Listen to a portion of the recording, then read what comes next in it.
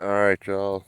I think this is going to be the first 2020 garden video. It's been a really weird and crazy year.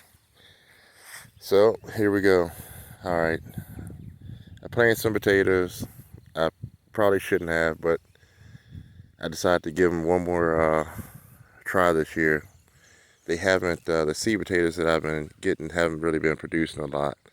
And I just tried again this last year to see what they'd do. Yep, the row is crooked because the land contours that way, so I contoured with the land. And a good amount of the potatoes are still breaking the ground, and some of them are already up. Right here, I have 4 rows of what was sweet corn that I dished up and replanted probably about 3 days ago, so nothing's coming up. Right here is some of the red cabbages, and I think it's flat Dutch cabbages down there behind, if I remember what I bought correctly. And here is some of the peas. The birds got a good amount of the peas, but that's okay. They got to eat too. And the peas are, down here where they didn't get to are growing up pretty good, and things are looking good. Like I said, I gotta say it's probably not the best garden I've ever had. Actually, I know it's not, but I'm not gonna go hungry. And right here, my squash are coming up pretty good. And over here starts my yellow peppers, and then there's squash still over here. And yellow peppers, green peppers, and squash all the way down to the end of the row. And then right here I have 3 cayenne pepper plants.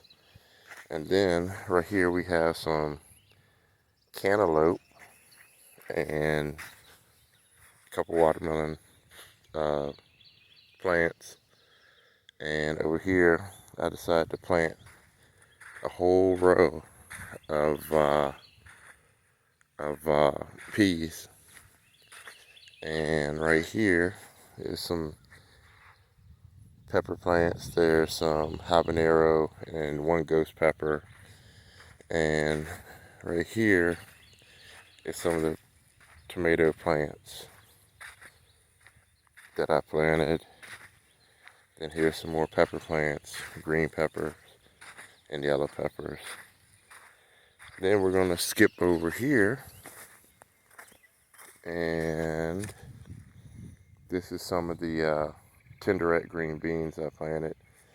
And to the left over here, you'll see little seeds that are sprouting through. Those are cucumbers. They're breaking through a little bit at a time.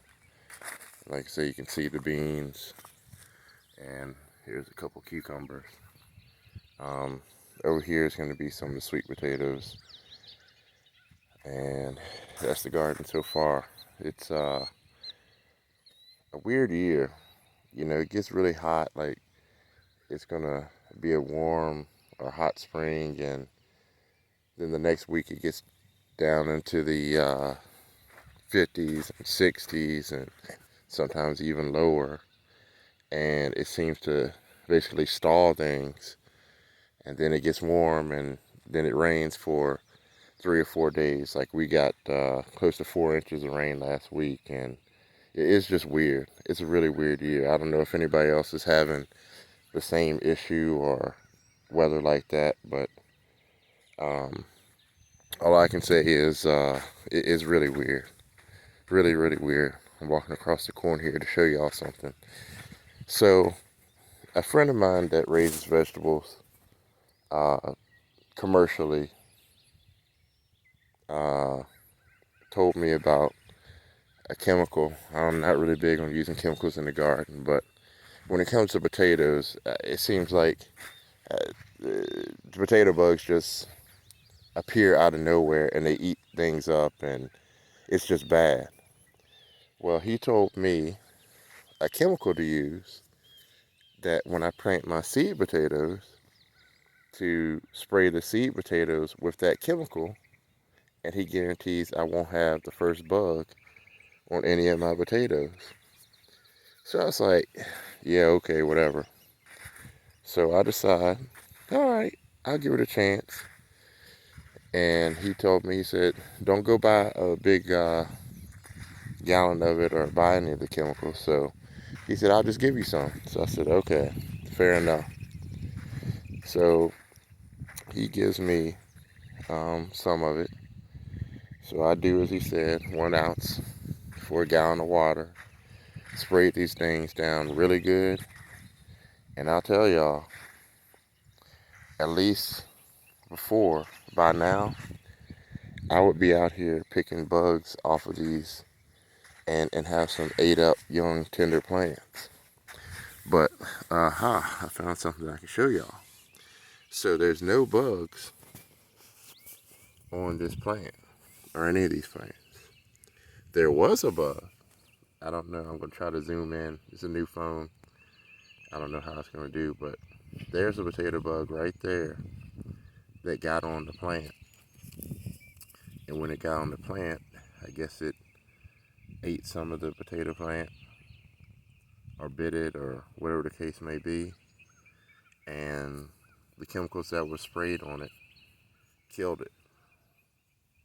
So that alleviates me having to go through and pick them off and give them to the chickens or whatever the case may be at least once every 3 days. And I'm really happy about that finding.